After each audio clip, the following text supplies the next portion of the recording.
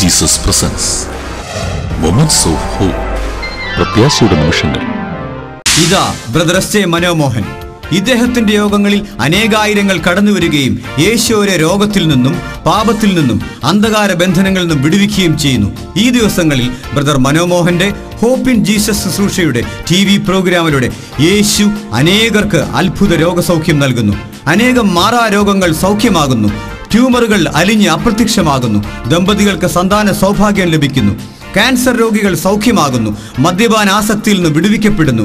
പാപങ്ങളും ഭാരങ്ങളും പൈശാചിക ബന്ധനങ്ങളും മാറിപ്പോകുന്നു.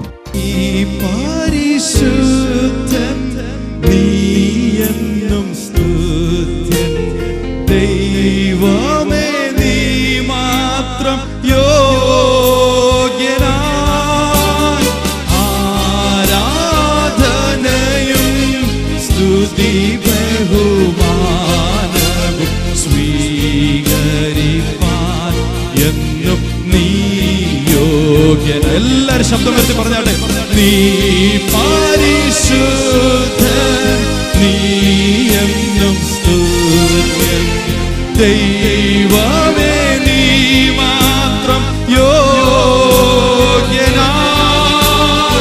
ആരാധനയും സ്തുതി ബഹുമാനവും സ്വീകരിപ്പാൻ എന്നും നീ യോഗ്യന.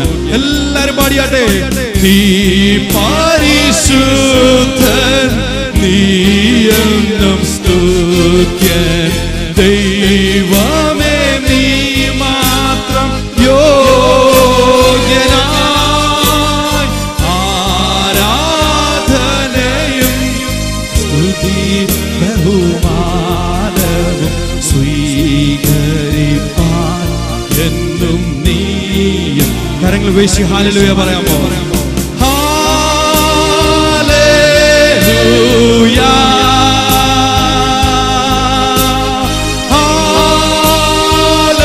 ഹല്ലേലൂയ. ഹോപ്പ് ഇൻ ജീസസിന്റെ വിവിധ ശുശ്രൂഷയിലൂടെ യേശു ചെയ്ത അത്ഭുത വിടുതലിന്റെ സാക്ഷ്യം ശ്രദ്ധിച്ചാലും. എനിക്ക് ഞാൻ ഒരു രോഗിയാണ്. അതിൻ്റെ രോഗം എന്താണെന്ന് എനിക്കറിയാൻ പാടില്ലായിരുന്നു. കുറച്ച് സംസാരിക്കാൻ വയ്യ. ഇത്ര അടുത്ത ആൾക്കാർ നിന്നാൽ സംസാരിച്ച് എന്താണെന്ന് അവർക്കറിയാൻ പാടില്ല. ശബ്ദം പുറത്ത് വരില്ലായിരുന്നു. വെള്ളം കഴിക്കാൻ പാടില്ല. കരണ്ടി വെച്ചാണ് വെള്ളം കോരി കുടിക്കുന്നത്. പിന്നെ ആഹാരം കഴിക്കാൻ വയ്യ. ചോറ് കൊണ്ടുവന്ന് മിക്സിയിൽ അടിച്ച് സകലിച്ചാണ് കഴിക്കുന്നത്. അങ്ങ് ഇറങ്ങാൻ പാടില്ല. ഞാൻ നെടുമങ്ങാട് ആശുപത്രിയിൽ ചെന്നപ്പോൾ അവിടുത്തെ ഡോക്ടർ പറഞ്ഞു, മെഡിക്കൽ കോളേജിൽ പോകണം, ഇവിടെ ഇതിന് ഉപകരിക്കാനുള്ള സാധനങ്ങളൊന്നും ഇവിടെ ഇല്ല. എന്നാൽ എന്നോട് ഡോക്ടർ പറഞ്ഞു, ഞങ്ങൾ ഉടനെ മെഡിക്കൽ കോളേജ് ആശുപത്രിയിൽ പോയി. അവിടെ ചെന്ന് 40 ദിവസം അവിടെ 15-ാം വാർഡിൽ കിടക്കുകയായിരുന്നു. എനിക്ക് ഉടനെ പറഞ്ഞു, ഉടനെ ഒരു ഓപ്പറേഷൻ ഉണ്ട്. എന്താണെന്ന് ചോദിച്ചപ്പോൾ എൻ്റെ രോഗം ക്യാൻസർ രോഗമാണ്. 4 വർഷമായ രോഗം പിടിച്ചിട്ട് അതുകൊണ്ട് മൂത്തുപോയി, അതിനൊരു ഓപ്പറേഷൻ ചെയ്യണമെന്ന് പറഞ്ഞു. അപ്പോൾ ഞങ്ങൾ അവിടെ നിന്ന് ആർട്ടിസ്റ്റിലേക്ക് തുണ്ട് തന്ന് അവിടെ ചെല്ലാൻ പറഞ്ഞു. എന്നിട്ട് ഡോക്ടറെ അവിടെ അഡ്മിറ്റ് ചെയ്തു. എൻ്റെ ഭാര്യ പറഞ്ഞു, നമുക്ക് ഇന്നുപോലെ ഒരു ദേവാലയമുണ്ട്, നമുക്ക് അവിടെ പോയി ദൈവത്തോട് പ്രാർത്ഥിക്കാം. നമ്മൾ ചെന്നാൽ പോവാം. എനിക്കറിഞ്ഞും കൂടെ ഇങ്ങനൊരു ദേവാലയം ഉണ്ടെന്നും ഇങ്ങനെ ആൾക്കാർ വരണമെന്നും ഒന്നും അറിയാൻ പാടില്ലായിരുന്നു. ഒരു ദിവസം ഞാനും ഭാര്യയും കൂടി ഇവിടെ വന്നു ദൈവത്തോട് പ്രാർത്ഥിച്ചുകൊണ്ടിരുന്നപ്പോൾ എനിക്കൊരു അത്ഭുതം ഉണ്ടായി. മേഘം പോലെ ഇങ്ങനെ ഈ സൈഡിൽ നിന്ന് ഇങ്ങനെ വെള്ള മേഘം പോലെ വന്ന് മൂടിയപ്പോൾ കറുത്ത മേഘങ്ങൾ അങ്ങോട്ട് നീങ്ങി പോകുന്നു. ഒരു ദർശനം കാണാൻ തുടങ്ങി. അപ്പോൾ ഇവിടെ ഒരു മുഴ ഉണ്ടായിരുന്നു. ആ മുഴ ഇങ്ങനെ അലിഞ്ഞിറങ്ങുന്നതായിട്ട് എൻ്റെ കണ്ടു. ഇപ്പം ആ മുഴ അറിയാൻ പാടില്ല. ദൈവം നല്ല സുഖം തന്നു. നല്ലതുപോലെ ആഹാരം കഴിക്കാം, നല്ലതുപോലെ സംസാരിക്കാം. എല്ലാവരും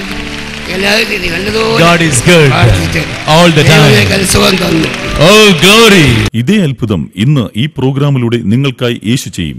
വിശ്വാസത്തോടെ തുടർന്ന് ശ്രദ്ധിച്ചാലും. കർത്താവായ യേശു ക്രിസ്തുവിൻ നാമത്തിൽ സ്നേഹവന്ദനം. ഹഗ്ഗായി 2:9 വിശുദ്ധ വേദപുസ്തകം പറയുന്നു, ഈ ആലയത്തിൻ്റെ പിമ്പത്തെ മഹത്വം മുമ്പിലത്തേതിലും വലുതായിരിക്കും എന്ന് സൈന്യങ്ങളുടെ ദൈവമായ യഹോവയുടെ അരുളപ്പാട്. അതെ, ദൈവത്തിൻ്റെ ആലയത്തിലെ മഹത്വം മുമ്പ് ഉണ്ടായിരുന്നതിനേക്കാൾ ഇനിയുള്ള ദിവസങ്ങളിൽ അധികമായി വർദ്ധിച്ചു വരും. ദൈവമഹത്വം ദൈവത്തിൻ്റെ ആലയത്തിൽ വർദ്ധിച്ചു വരും എന്ന് ദൈവത്തിൻ്റെ അരുളപ്പാട്.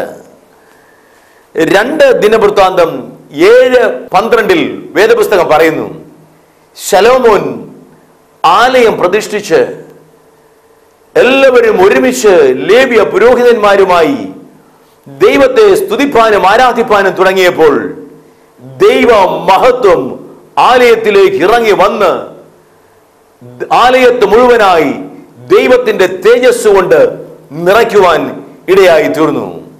ദൈവത്തിന്റെ തേജസ് ഇറങ്ങി വന്നപ്പോൾ, ദൈവമഹത്വം ആലയത്തിൽ ഇറങ്ങി വന്നപ്പോൾ പുരോഹിതന്മാർക്ക് പോലും ശുശ്രൂഷ ചെയ്യുവാൻ നിൽക്കുവാൻ കഴിയാതെ എല്ലാവരും താഴെ വീഴുവാൻ ഇടയായി തീർന്നു. എന്താകുന്നു ദൈവത്തിന്റെ ആലയം? 1 കൊരിന്ത്യർ 3:16 വേദപുസ്തകം പറയുന്നു, നിങ്ങൾ ദൈവത്തിന്റെ മന്ദിരമെന്നും ദൈവത്തിന്റെ ആത്മാവ് നിങ്ങളിൽ വസിക്കുന്നു എന്നും അറിയുന്നില്ലയോ? You are the temple of the Holy Ghost. You are the temple of the Almighty God. നിങ്ങൾ ദൈവത്തിന്റെ ആലയം ആകുന്നു.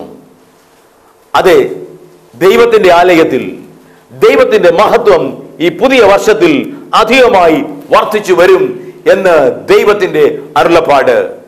നിങ്ങളുടെ മേൽ ദൈവത്തിന്റെ മഹത്വം അധികമായി വർദ്ധിച്ചു വരും. 1 കൊരിന്ത്യർ 5:17 വേദപുസ്തകം പറയുന്നു, ഒരുവൻ ക്രിസ്തുവിലായാൽ അവൻ പുതിയ സൃഷ്ടിയാകുന്നു, പഴയതെല്ലാം കഴിഞ്ഞുപോയി, സകലവും പുതുതായി തീരുന്നു. നിങ്ങൾ യേശുവിനെ രക്ഷിതാവായി സ്വീകരിക്കുമ്പോൾ, നിങ്ങളുടെ പാപത്തെ ഉപേക്ഷിച്ചു കളയുമ്പോൾ, യേശു ക്രിസ്തുവിന്റെ രക്തം നിങ്ങളെ കഴുകുമ്പോൾ, നിങ്ങൾ സകലത്തിലും പുതിയതായി തീരും. 1 യോഹന്നാൻ 4:4 വേദപുസ്തകം പറയുന്നു, നിങ്ങളിലുള്ളവൻ ഈ ലോകത്തിലുള്ളവനേക്കാൾ വലിയവൻ. നിങ്ങളിൽ ഉള്ളവൻ കർത്താവായ യേശു ക്രിസ്തു. നിങ്ങൾ യേശുവിനെ രക്ഷിതാവായി സ്വീകരിക്കുമ്പോൾ, all his power and glory, യേശു നിങ്ങളുടെ ഉള്ളിൽ വന്ന് വസിപ്പാൻ ഇടയായി തീരും. ഈ ലോകത്തിലുള്ളവൻ ശത്രുവാകുന്ന പിശാച് ആകുന്നു. നിങ്ങളിലുള്ള യേശു ഈ ലോകത്തിലുള്ള പിശാചിനേക്കാൾ വലിയവൻ ആകുന്നു. യെശയ്യാ പ്രവാചകന്റെ പുസ്തകം 6:5 വിശുദ്ധ വേദപുസ്തകം പറയുന്നു, യെശയ്യാവ് ഈ ദൈവമഹത്വം ദർശിച്ചപ്പോൾ യെശയ്യാവ് പാപബോധമുള്ളവനായി തീർന്നു. അയ്യോ, ഞാൻ ശുദ്ധിയില്ലാത്ത അധരങ്ങളുള്ള മനുഷ്യൻ, ഞാൻ ശുദ്ധിയില്ലാത്ത അധരങ്ങളുള്ള മനുഷ്യരുടെ നടുവിൽ ഞാൻ പാർക്കുന്നു എന്ന് യെശയ്യാവ് നിലവിളിപ്പാനും പ്രാർത്ഥിപ്പാനും ഇടയായി തീർന്നു. ഞാൻ ദൈവത്തെ കണ്ടു എന്നവൻ നിലവിളിച്ചു. വേദപുസ്തകത്തിൽ ഇങ്ങനെ രേഖപ്പെടുത്തിയിരിക്കുന്നു, പെട്ടെന്ന് യാഗപീഠത്തിൽ നിന്ന് കുടിൽ കൊണ്ട് സറാഫുകൾ കടന്നു വന്ന് അവന്റെ നാവിന്റെ അറ്റത്തെ തൊട്ട് അവനെ വിശുദ്ധീകരിപ്പാൻ തക്കവണ്ണം ഇടയായി തീർന്നു. ദൈവമഹത്വം നിങ്ങളുടെ ജീവിതത്തിൽ ഈ പുതിയ വർഷം ഇറങ്ങി വരുമ്പോൾ, ദൈവമഹത്വം നിങ്ങൾ ദർശിപ്പാൻ ഇടയായി തീരുമ്പോൾ, പാപബോധമുള്ളവരായി വിശുദ്ധീകരിക്കപ്പെടുവാൻ ഇടയായി തീരും.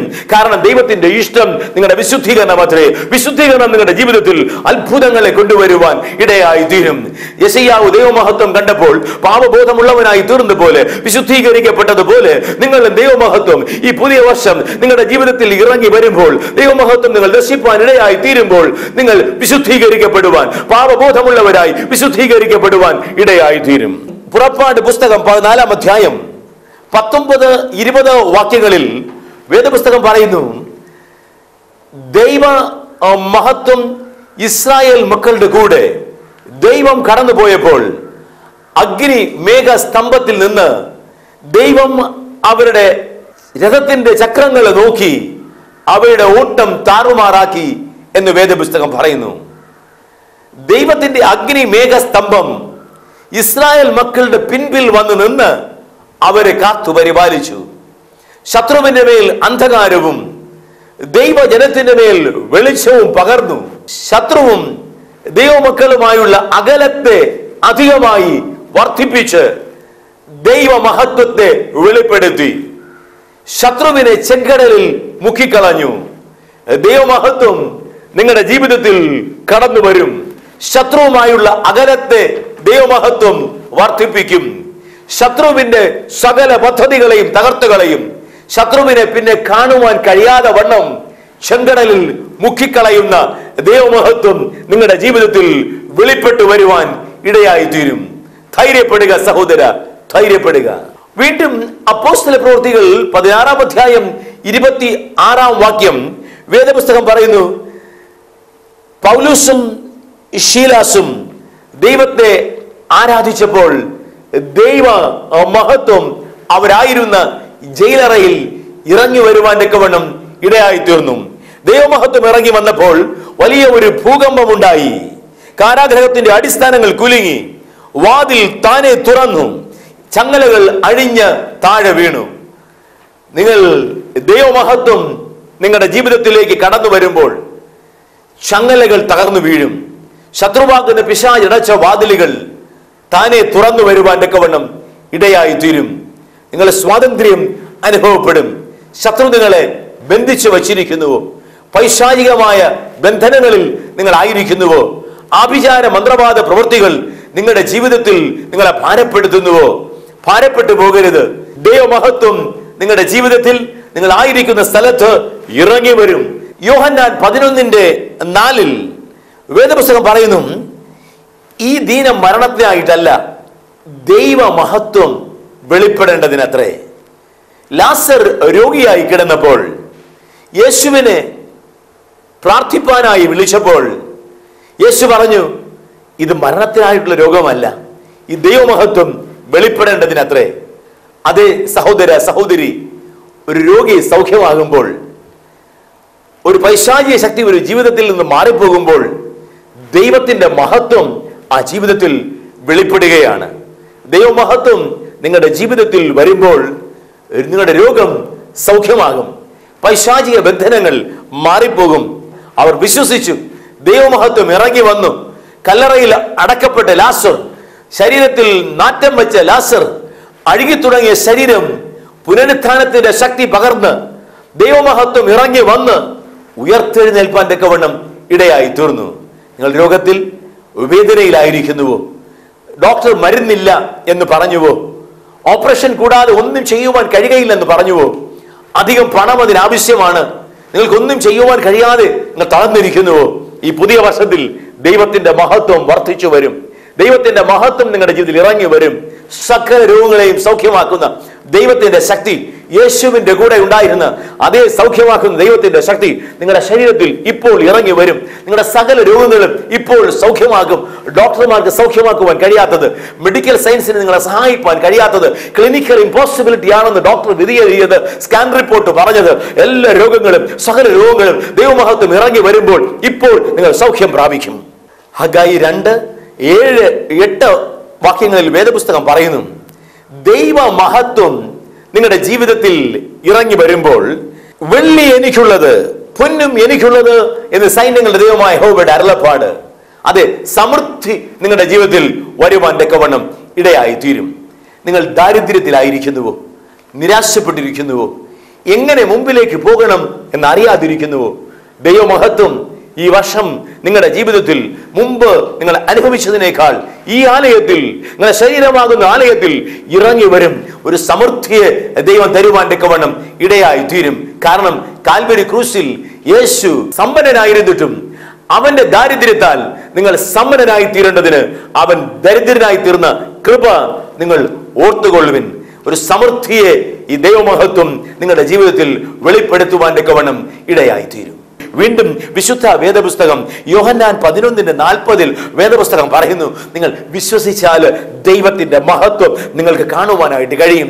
നിങ്ങൾ വിശ്വസിച്ചുകൊണ്ടേ ഇരുന്നാൽ, keep on believing, still you see the glory of God. അതെ, ദൈവമഹത്വം ഇവിടെ ഉണ്ട്. എലീശയുടെ ദാസന്റെ കണ്ണുകൾ അടയ്ക്കപ്പെട്ടിരുന്നപ്പോൾ അവൻ അഗ്നിരഥങ്ങളിലും കുതിരകളും കാണുവാനായിട്ട് കഴിഞ്ഞില്ല.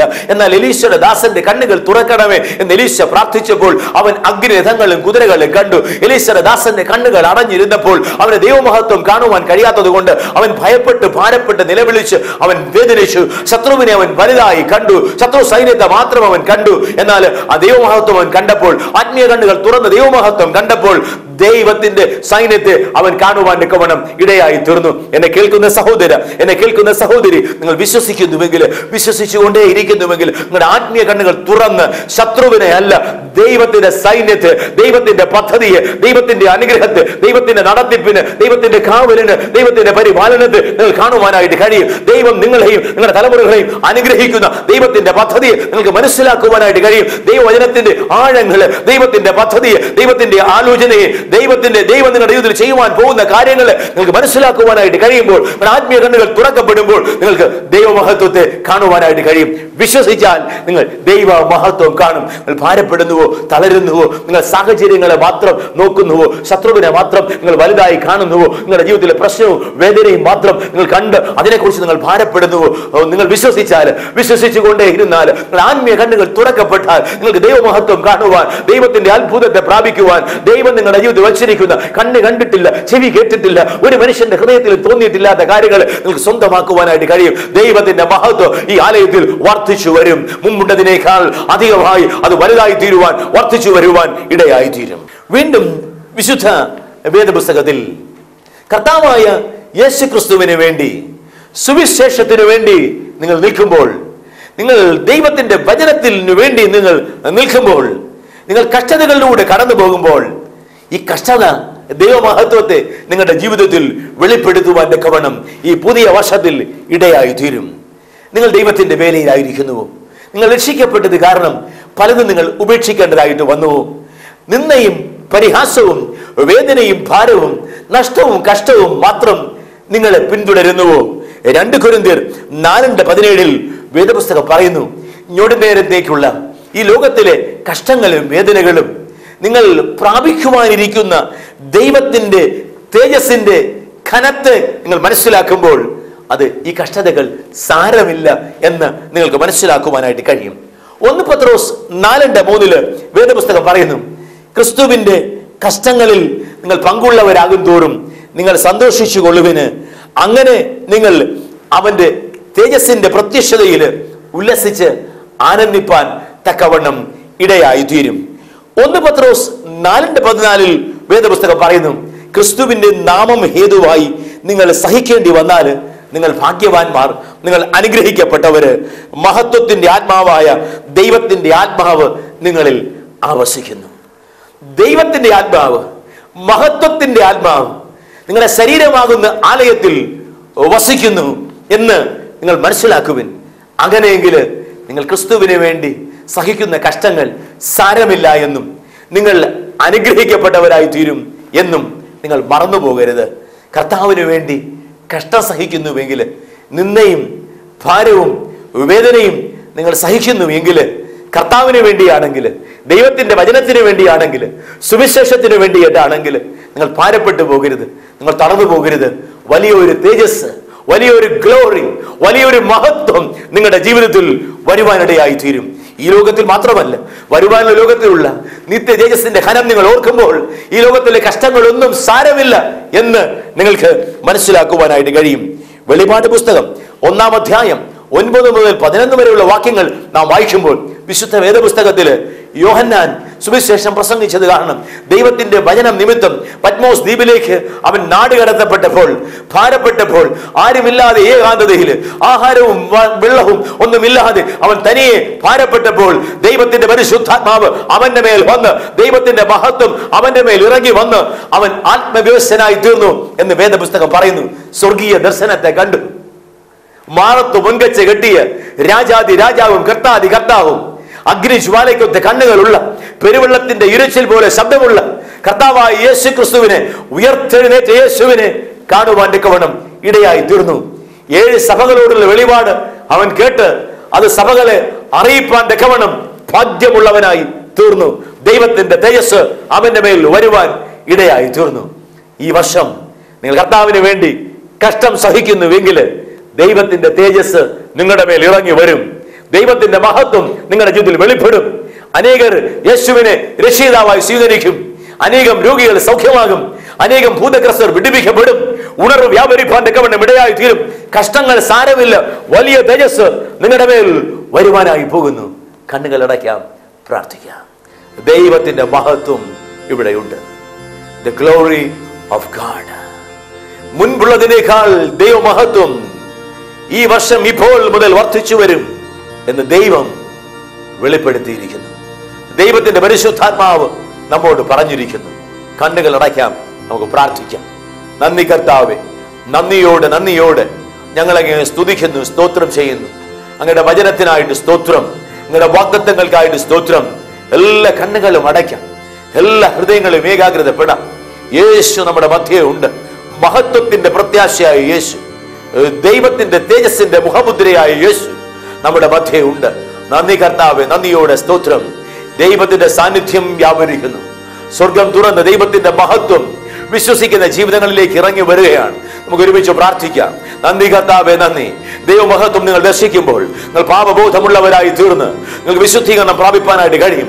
അത് കൂടുതൽ ദൈവമഹത്വത്തെ നിങ്ങളുടെ ജീവിതത്തിൽ വെളിപ്പെടുത്തുവാൻ ഇടയായി തീരും. നിങ്ങൾ വിശ്വാസം വർദ്ധിക്കുമ്പോൾ ദൈവമഹത്വം നിങ്ങളുടെ ജീവിതത്തിലേക്ക് ഇറങ്ങി വരും. നന്ദി പിതാവേ, സ്തെഫാനോസിന്റെ ജീവിതത്തിൽ ഇറങ്ങി വന്നപ്പോൾ ദൈവമഹത്വം വ്യാപരിച്ചപ്പോൾ ക്ഷമിക്കുവാൻ ദൈവകൃപ ലഭിച്ചതുപോലെ, ക്ഷമിക്കുവാനുള്ള ദൈവത്തിന്റെ ശക്തി പ്രാപിച്ചതുപോലെ, നന്ദി കർത്താവ് പ്രാർത്ഥിച്ചപ്പോൾ സ്വർഗം തുറന്ന് ദൈവമഹത്വം അനുഭവപ്പെട്ടതുപോലെ, നന്ദി കർത്താവേ, നന്ദി.